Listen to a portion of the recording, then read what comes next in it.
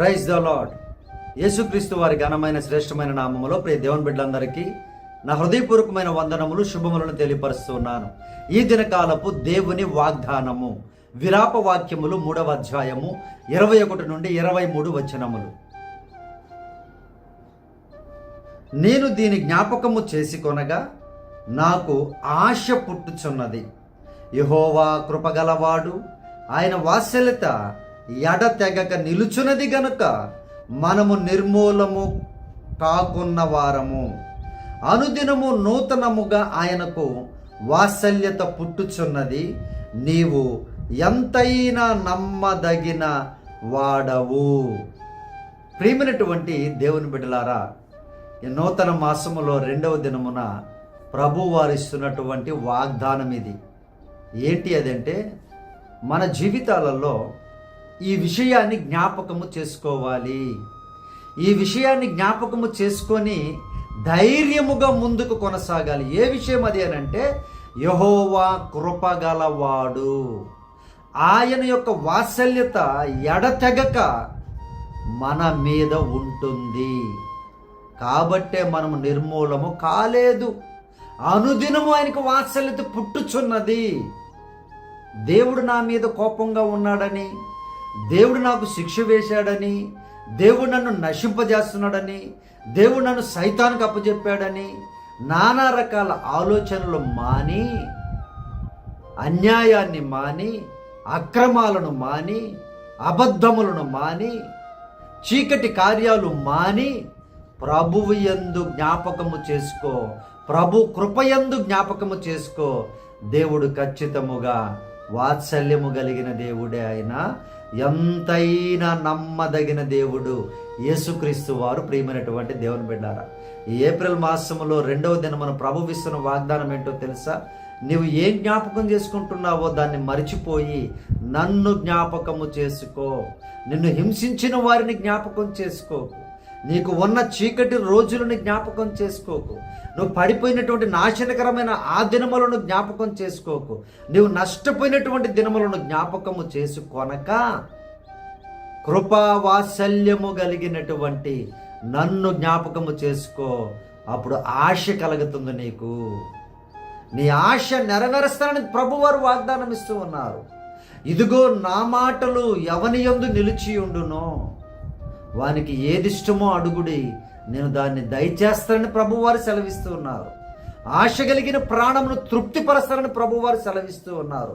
మన ఆశ దేవుని యొక్క లేఖనాలు మనలో ఉంటే చెడ్డ ఆశలు మనకు ఉండవు, పనికి మాలిన ఆశలు మనకు ఉండవు, మంచి ఆశలు మనకు ఉంటాయి. దేవునికి సంబంధించిన ఆశలు మనకు ఉంటాయి.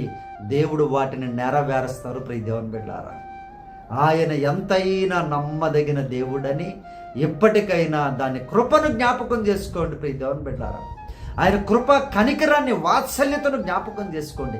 అనుదినము మనుషులకైతే మన మీద కోపం పెరిగిపోద్ది, మన మీద కక్ష పెరిగిపోతుంటుంది రోజు రోజుకి. అది తగ్గదు ప్రియ దేవుని బిడ్డలారా.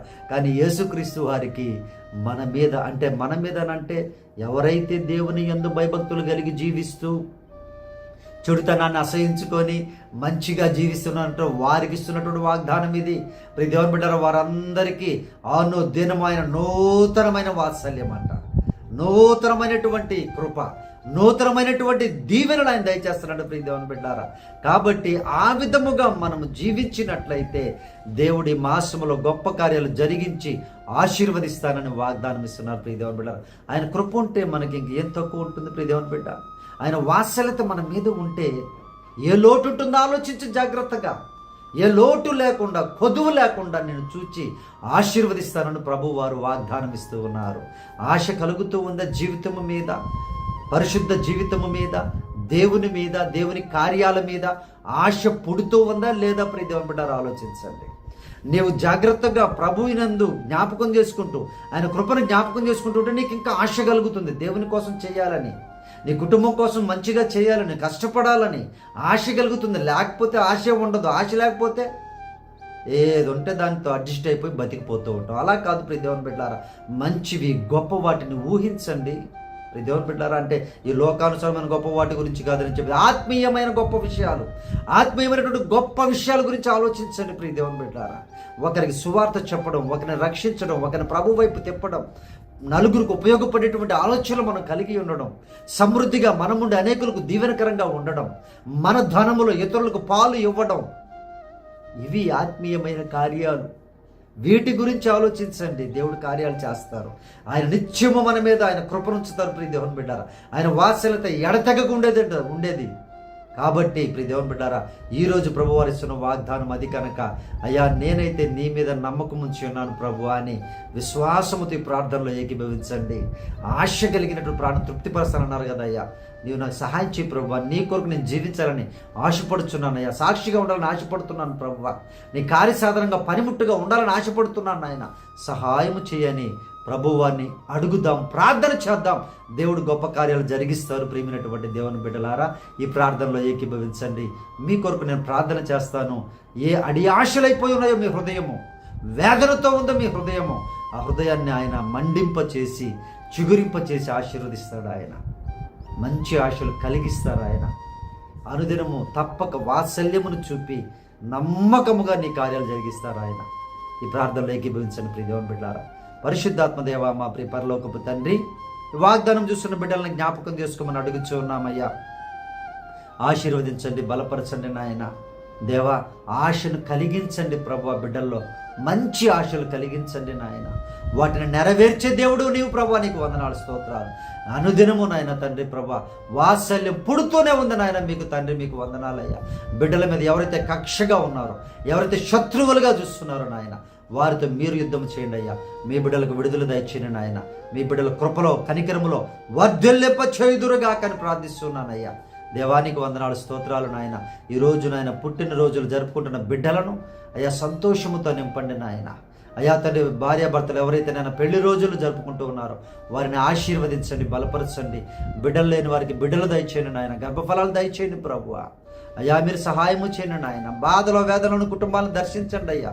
ఆదరించండి, ఆదరణకర్తగా మీరు ఉండమని ప్రార్థిస్తున్నాం నాయన.